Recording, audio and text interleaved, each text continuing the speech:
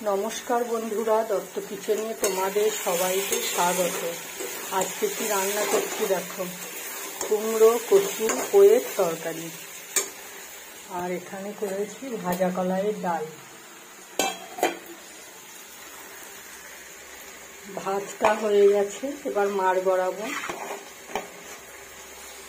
আর হবে পোস্তর বড়া আর তিলের বড়ার টক। আজকের এই রেসিপি রান্নাটা হয়ে যাক, দিয়ে তোমাদেরকে দেখাবো পুরোটা।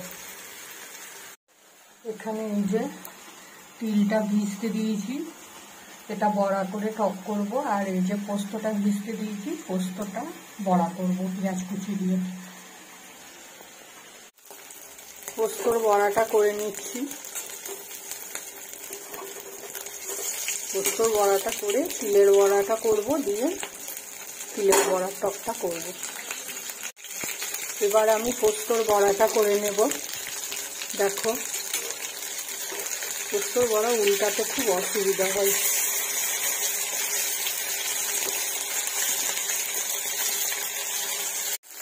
মিক্সিতে পোস্তটা বেটেছি তো, তাই নরম হয়ে গেছে।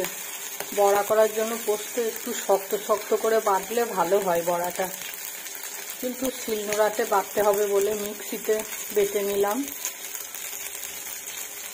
মিক্সিতে বাটলে একটু নরমই হয়ে যায় পোস্তটা বাটা। আজকে প্রচণ্ড গরম, রান্না করতে খুব কষ্ট হচ্ছে। যত তাড়াতাড়ি পারি রান্নাটা করে রান্নাঘর থেকে বেরিয়ে যাব।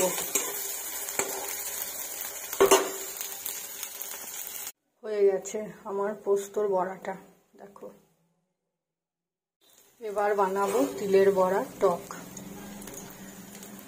এই তিলের বড়া পেঁয়াজ কুচি লঙ্কা কুচি দিয়ে ভাজা খেতেও খুব ভালো লাগে, কিন্তু আজকে আমি তিলের বড়া টকটাই বানাবো। আমার ছেলে খেতে ভালোবাসে। হয়ে গেছে আমার তিলের বড়া, তিনজনার তিনটে বড়া।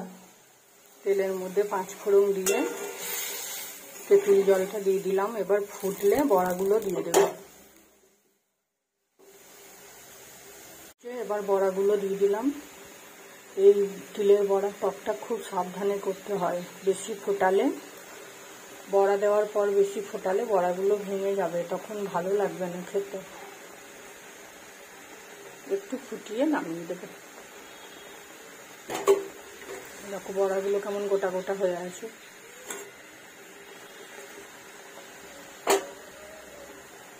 এই তিলের বড়ার টকটা গায়ে গায়ে বেশি ভালো লাগে।